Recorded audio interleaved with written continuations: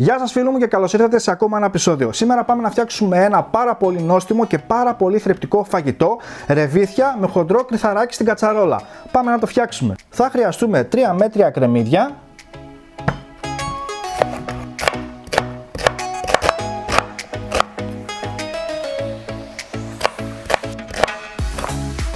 θα τσιγαρίσουμε το κρεμμύδι, οπότε θα χρειαστούμε ελαιόλαδο,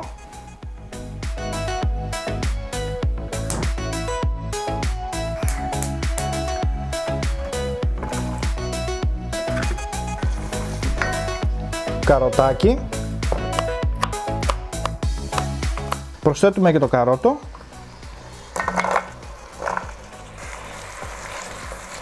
πιπεριά,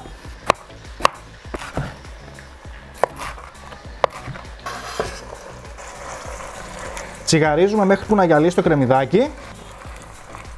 Σε αυτό το σημείο θα τσιγαρίσουμε και το μπελτέ μας, 2 κουταλάκια του γλυκού, οπότε μέσα και αυτό. Θα ψιλοκόψουμε μια σκελίδα σκόρδο, μέσα και το σκόρδο.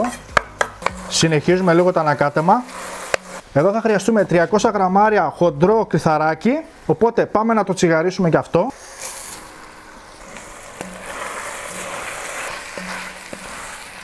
Από βραδύς έχω μουλιάσει 300 γραμμάρια ρεβίθια, τα έχω αφήσει όλο το βράδυ και το πρωί ξεπλένουμε 2-3 φορές τα ρεβίθια, τα βάζουμε και τα βράζουμε για περίπου 1 ώρα. Βρασμένα είναι περίπου 600 γραμμάρια, οπότε και τα ρεβίθια μέσα.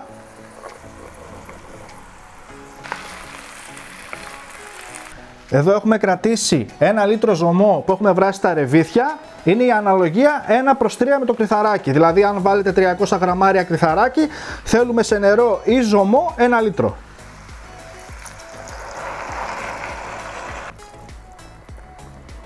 Σε αυτό το σημείο θα χρειαστώ λίγο φρέσκο τριμμένο πιπέρι.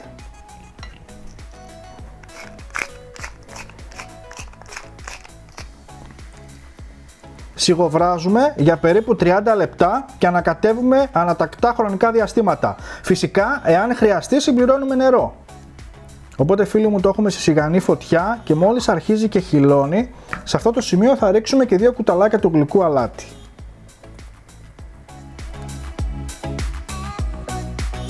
Έχει 10 λεπτά που έχω κλείσει τη φωτιά και ανακατεύω συνέχεια μέχρι που να έχουμε αυτή τη σύσταση. Και το φαγητό μας είναι έτοιμο. Αποσύρω από τη φωτιά για να σερβίρω.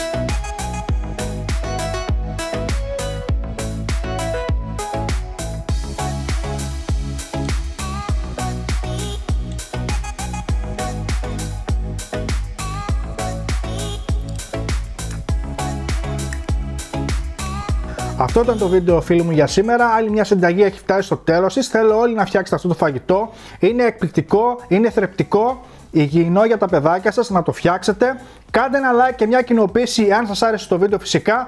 Μέχρι το επόμενο βίντεο να περνάτε καλά. Γεια σας.